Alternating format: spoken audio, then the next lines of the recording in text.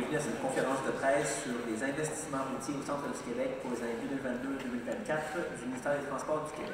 Quelques années, le ministère des Transports au centre du Québec a fait un travail colossal parce que si vous regardez les chiffres d'investissement qu'on avait il y a 3-4 ans, les chiffres d'investissement qu'on a aujourd'hui, il y a vraiment beaucoup de travail qui est fait. C'est de la planification, c'est de mettre en œuvre les travaux, tout ça. Fait que je veux les féliciter, je veux les remercier parce qu'ultimement, c'est tous les citoyens et citoyennes du centre du Québec là, qui en sortent gagnants. Monsieur Lamontagne, bonjour.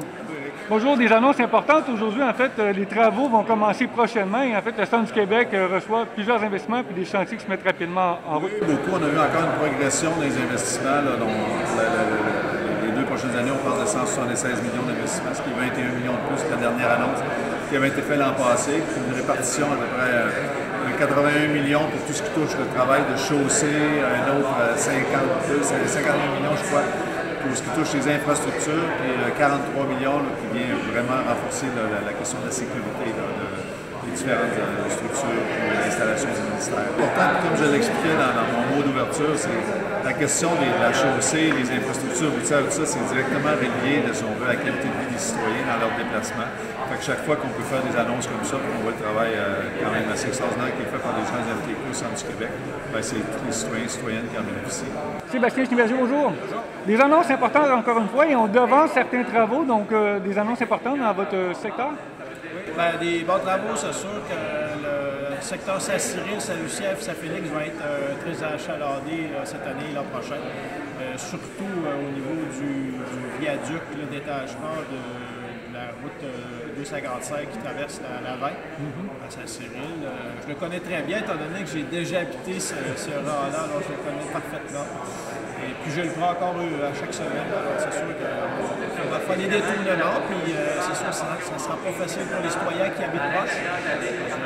Je connais la difficulté, mais ça va être pour le mieux après. On améliore les infrastructures, la chaussée, en même temps la fluidité et la sécurité du transport. C'est des enjeux aussi qui étaient importants en fait dans ces investissements-là.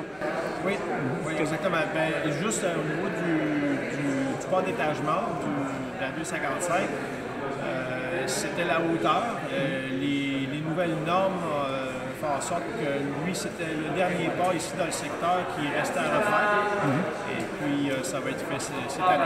Entre Saint-Félix et Saint-Lucien, en fait, des travaux vont également être faits? Oui, c'est de l'asphaltage. De l'asphaltage, donc mais pour l'année prochaine, cette année, il va commencer de Saint-Félix à Kings-Effort. Et puis, on va la poursuivre entre Saint-Lucien et Saint-Félix l'an prochain. On rappelle également la 255 qui est un enjeu important. Les gens attendaient les travaux, le doublement de ces voies-là. C'est chose faite. Maintenant, on devance les travaux. Oui, bien, c'est une route très achalandée au niveau du camionnage. On sait qu'il y a Cascade qui utilise beaucoup de camions, beaucoup de passages à ce niveau-là. Et puis aussi au niveau de l'asphaltage de la route SA22 au niveau du village de Saint-Cyril. Alors, c'est sûr que l'étroitesse des lieux fait en sorte que faire des travaux en même temps que la circulation, c'est pas évident. J'appelle à la patience des citoyens, mais après ça, il va y avoir une belle route. Donc, les travaux vont commencer prochainement. En fait, déjà, la sécurité, la fluidité va être rudement mise à l'épreuve, mais en même temps, dans un avenir rapproché, on parle de changements positifs, évidemment, pour les citoyens. Exactement. Monsieur Sébastien Schneeberger, merci. Merci.